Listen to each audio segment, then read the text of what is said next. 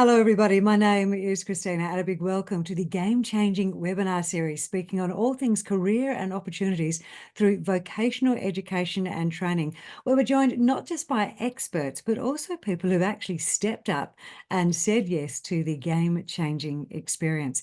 In this episode, we're focusing on emerging careers and skills. Yes, many jobs will remain the same in the future, but there will be a whole raft of career opportunities, which I suppose some of it that we don't even have the vocabulary for yet, and also new additions to augment current roles. So I know you'll all agree that in some cases the changes are occurring so fast with new roles emerging to accommodate our future world. It's pretty hard to keep up. So right now, what we're going to attempt to do is have a look at some of the emerging careers, some and trends. And yes, as you would suspect, they are driven in the main by advances in technology. In fact, the recent World Economic Forum report on jobs of the future states that technology adoption will remain a key driver of business transformation in the next 5 years. The fastest growing roles relative to their size today are driven by technology, digitalization, and sustainability is the third one there. And the majority of the fastest growing roles are technology related roles. So think AI, machine learning specialists, they're topping the list of fast growing jobs. There's sustainability specialists, business intelligence analysts, information security analysts, renewable energy engineers, solar energy installation systems engineers, biostatisticians, nurse liaisons, energy efficiency engineers, wind turbine technicians. Now, you wouldn't have been saying that 30 or 40 years ago.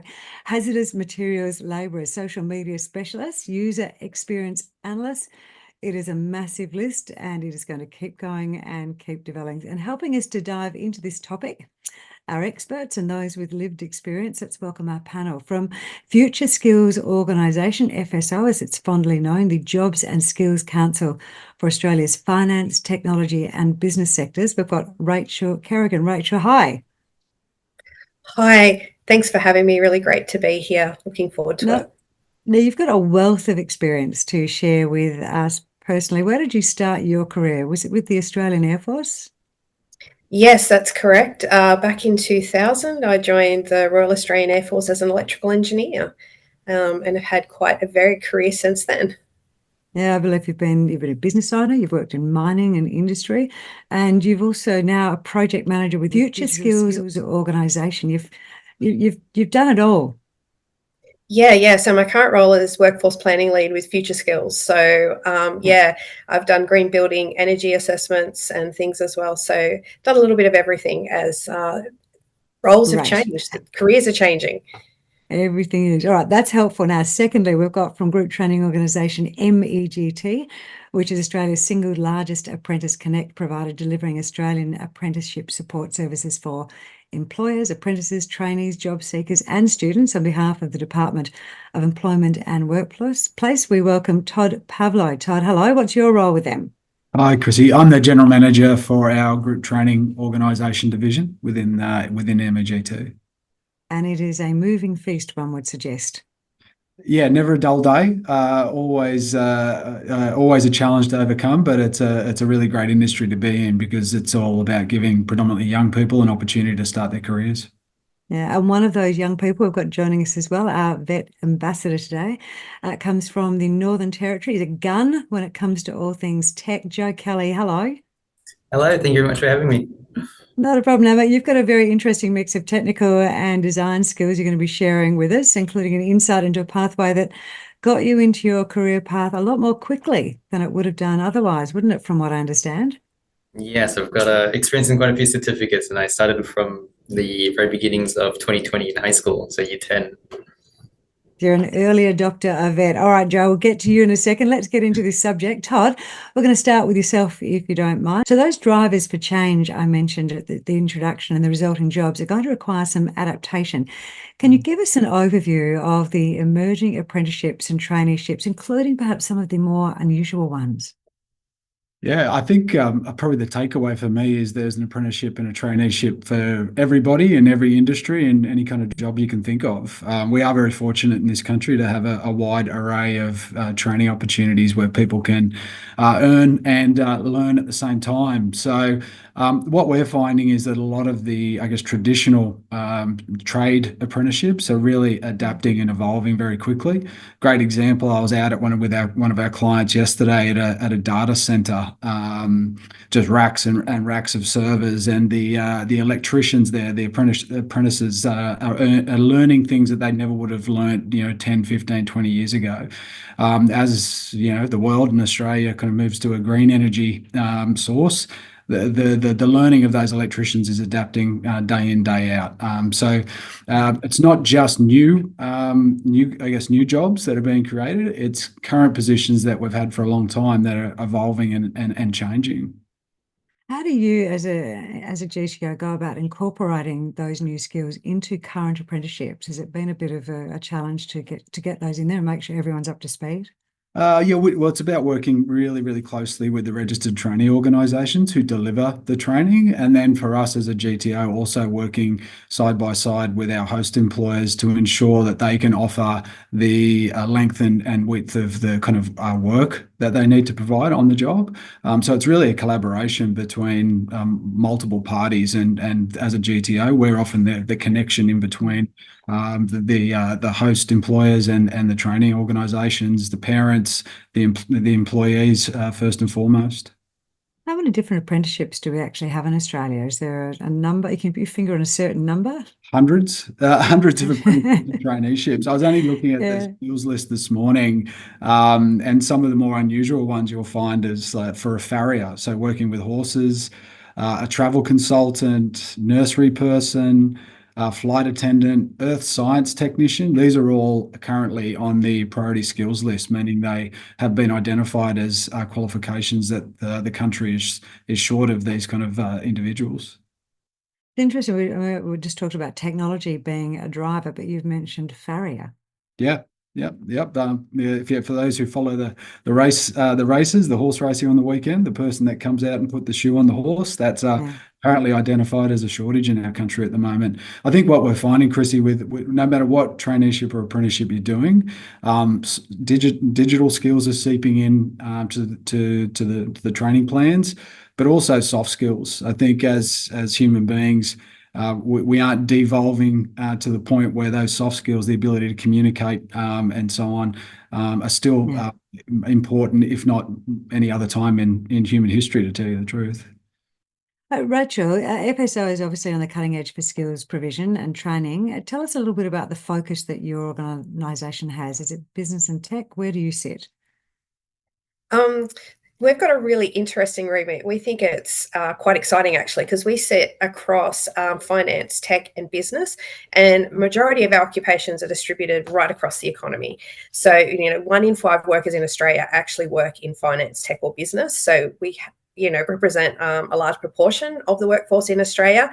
And interestingly, if you look at, for example, finance roles, more than half finance occupations sit outside the finance sector. And for example, in tech, 6 in 10 people working in tech actually sit outside the direct tech sector as well. So finance are actually the biggest employers of the tech workforce. So it's becoming sort of this vast array of workforce skills. And we, within our work, the vet, I suppose, training system is one of the key levers that we have to try to fill the supply, because there's a huge supply demand in these areas. So the vet workforce is one of the key levers we have in supporting these industries. You released a report recently. What were the key insights that you've gleaned from that? I suppose for the vet workforce, most of our enrolments are people over 30, so people that are looking to reskill and upskill in their current Okay. workforce. Emerging tech is also another one that's come out because it's accelerating digital transition across the workforce. So digital literacy is something that is going to be required of everyone in the future. there seems to be more of, as Todd was saying, more of a shift to a skills-based economy, which is great for vet and employers, because that is what vet does well, is produce those skills, and a prioritization of skills over qualifications. And with emerging tech, we're seeing that those, I suppose, employability skills like communication, critical thinking, being able to analyze data are becoming more and more important, especially for entry-level roles, because we're getting into, across our workforces, the technical skills that are required across all three, from finance, tech and business, are like coding, cyber, data analytics, cloud computing, which, a few years ago you wouldn't be thinking and talking about those in finance and business, but they're skills that are going to be across all of those industries. And because of that emerging technology, the ability to be able to communicate, the ability to be able to think critically is becoming more and more important. AI is also something that we're seeing is affecting, I suppose, the way the workforce shaped. But what our research has found, that AI is actually automating tasks, but it's not replacing skills and jobs. It's actually creating new opportunities, new skills, new jobs. So, the fear that people have around AI and what it's doing, is not unwarranted, I suppose, because there's those ethical and governance sort of things around AI, but it's creating a more exciting workplace and changing, especially finance, in such an amazing way. It's rapidly just increasing roles, opportunities, and the way that the industry has to adapt. How are you finding you're identifying courses, relevant courses, and creating relevant courses for these new and emerging careers? Yes, so out of the workforce plan, we obviously are looking at what skills are needed into the future, what skills are current now. And we're working with VET to actually upskill and look at the different sort of programs that are out there. So, for example, at the moment, we've got a range of activities that are looking at uplifting digital capability and digital literacy across all these areas. We're looking at ensuring that the ICT training packages are current, that they meet industry needs, that they're able to adapt quickly to this emerging technology, because that's what we're finding with a lot of training, is that technology is advancing so quickly. Training is, struggling to keep up. Yeah. So that's, again, where VET has a really great opportunity here, because they can be a little bit more, I suppose, proactive and create some units of competencies that are going to be able to react a little bit faster. So we're working with VET at the moment to look at the FNS training courses, the BSB training courses, and the ICT training packages, and how we can ensure that they're fit for purpose moving forward. Let's go to Jo. You work in IT and software programming. You are VET trained. Tell us about your training path. As you mentioned at the start, you started quite early in high school. How did you get onto this? Yep. So at the very beginning of middle school, actually, I always wanted to get into some IT technology or degree, and I never saw that opportunity during middle school. It was always I think there were only 4 courses offered in the beginning. It was very trades-like. So I went into high school looking for an IT qualification immediately. Speaking with my career advisor, I immediately found one. I started my certificate 2 in IT. Then the next year, I started my certificate 3. And then the next year after that, I actually graduated high school a year early so that I could undertake my Cert 4 as a traineeship with NEC. So I was doing full-time work and doing my studies on top of it. So it was really great for me. Great that the school is actually able to assist you and help you, because as we're talking about, the skills that you're needing and the courses are changing quite rapidly as well. But there is those base courses out there. How many qualifications have you actually done over the years now? In the last, is it 4 years?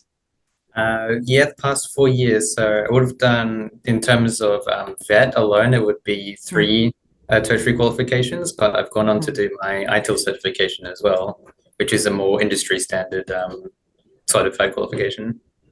What's your debt been like for all the training that you've done? So being in the Northern Territory and having that as one of the most funded departments or areas within the government, it was actually all paid off and free for me with all my education. So because of doing the traineeship program, I was able to earn a substantial amount of money. Were you able to stay at home? Are you in Darwin, or were you outside of the capital? I'm in Darwin. It's always been likely here.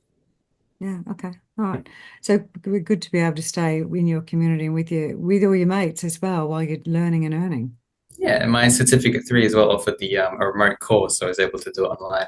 Rachel, what skills shortage in the IT and software program area? What are they looking like in the future? How many more people do we need in those areas?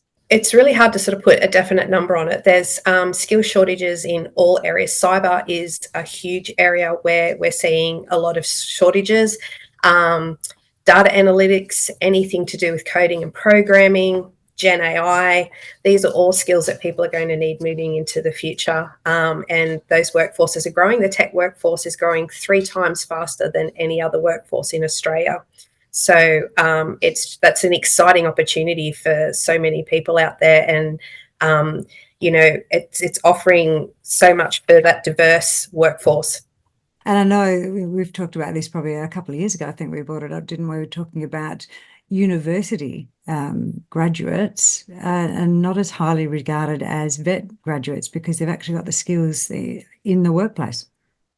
Yeah, so we're in an interesting period with finance, tech, and business. It is traditionally a higher education, I suppose, traditional pathways in, but with emerging skills and the changes with the workforce, they're needing to look at sort of alternate pathways, work-based learning, flexibility, speed of learning, which is a really amazing opportunity for vet to step up at this point and sort of fill those gaps and create those alternate pathways into industry, especially seeing we can't keep up with the supply that's needed, the demand that's there. So, this is a really great opportunity to raise that perception of vet in these areas. Todd, would you mind we're identifying different pathways into roles like Joe's or the digital and tech in general. There is a digital traineeship that's offered through Microsoft, I believe. Can you give us an example of that as how you can get into the industry?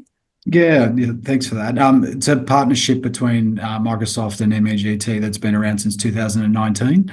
So it's leveraging the Certificate 4 in Information Technology as the backbone of the traineeship. So anywhere between 8 and 24 months, and attached to that are micro credentials. So more of that specific, industry recognized training around things like Word, Excel, PowerPoint, cloud fundamentals. It gives the combination of both the vet qualification, nationally recognised qual, and those really tactile credentials that you use on a day-to-day basis. So it tries to combine the best of both worlds.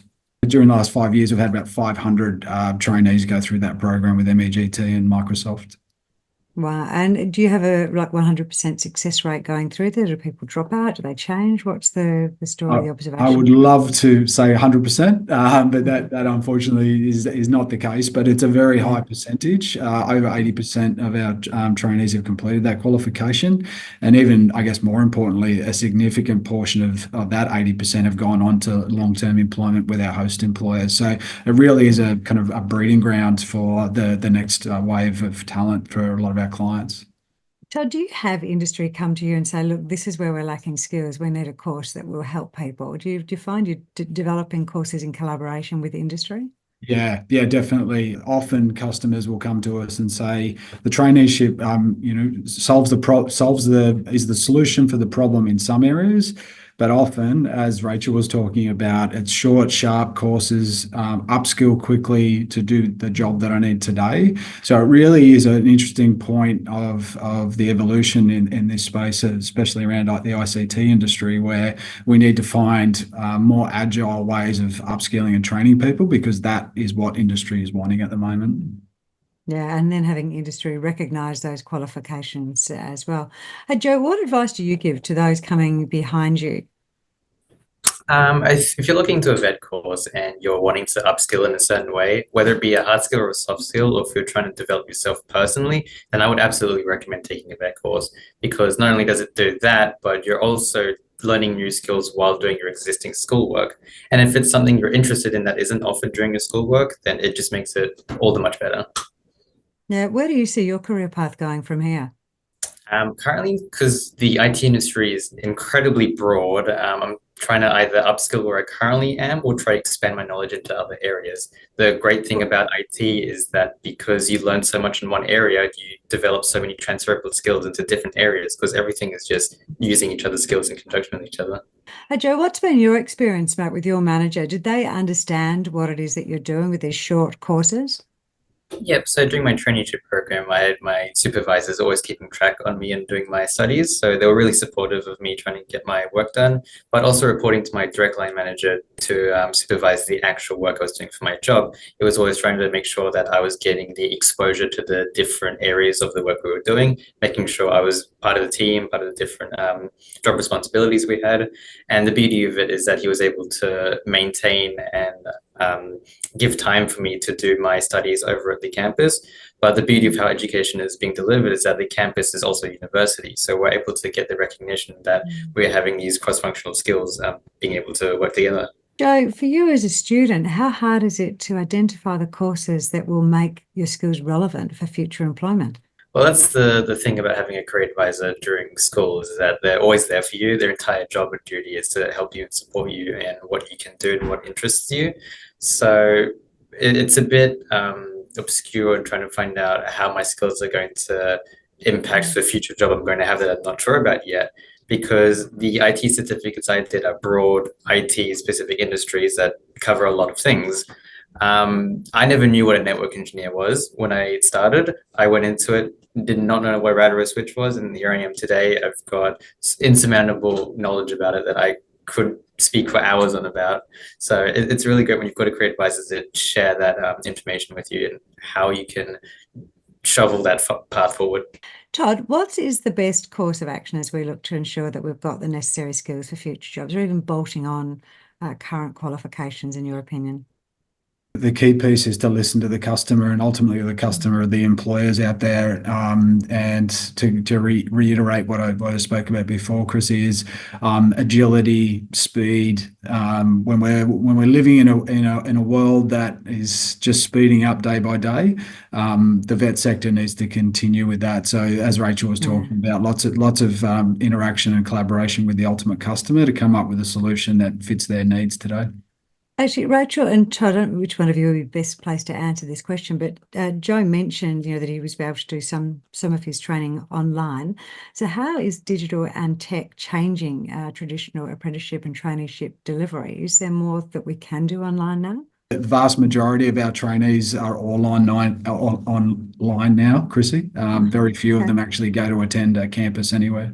Yeah, I was just going to say that that's what we're finding. We're also hearing that we can't sort of underestimate that ability of that face-to-face and that communication that people need. So online has been amazing and opened up so many opportunities for people, but that's where VET is really good, because if you can do like earn while you learn or a traineeship or an apprenticeship, you're still getting that communication, that face-to-face, that continuous learning on how to be in a workforce from an organisation. So, I think that the online learning with traineeships is just an amazing world full of opportunities for people looking to get into industry at the moment. Rachel, how is emerging tech changing traditional roles in the finance and business sector? The titles are remaining the same, but the roles for the task, they're changing and evolving, aren't they? They definitely are. So what we're seeing is, for example, with bookkeepers, accountants, and payroll, it's the manual tasks of data entry and that sort of thing is all being done through AI, machine learning, and those sort of things. And the roles are becoming more around governance and being able to provide advice to people. So, when you talk about finance these days, you can't talk about finance without tech.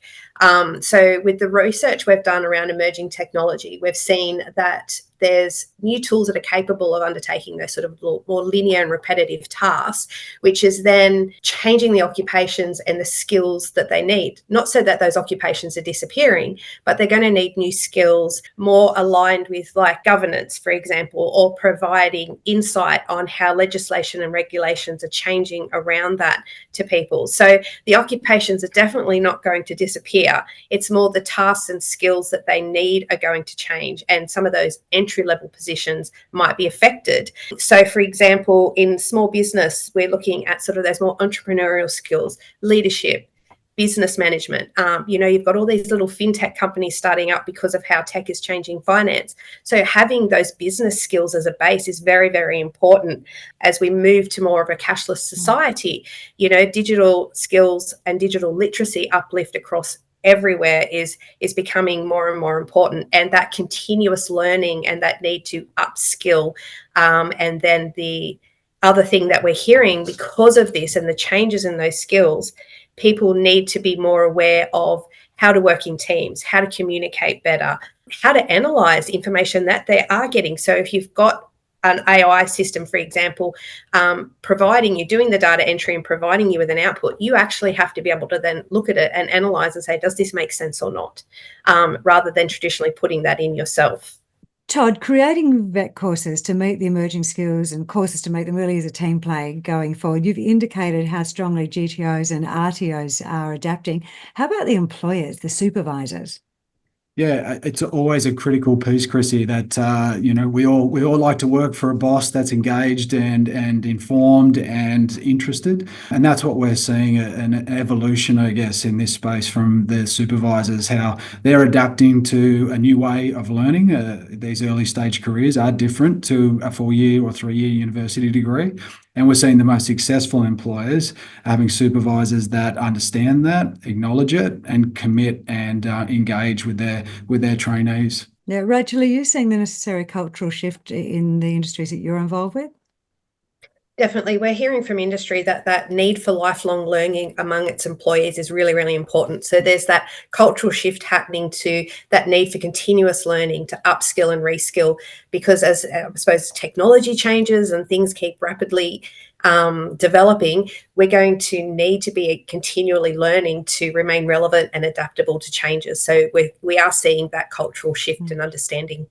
So, team, that just wrapping up at this point in time, are there any comments that you'd like to make about these emerging careers and skills that really struck you? Is there anything that you want to point out to those, perhaps, Joe, that are coming behind you to keep an eye out for? Yeah, definitely. It's always amazing to try and realize how beneficial that vet can be.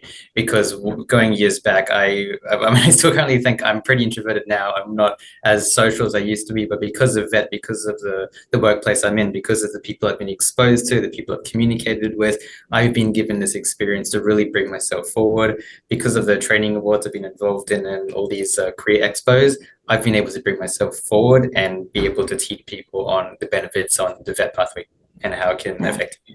I mean, the skills that we're learning today are transferable across so many different occupations. Going between industries, going between workforces is just something that is becoming more and more relevant. I'm even with all the work I'm doing, I'm thinking about changing, my roles and my skills, and moving into different spaces. It constantly amazes me when I'm speaking to bookkeepers and payroll people, and they're sitting on the other side of the world doing this work. It's so amazing what's happening, and it's just a world of opportunity.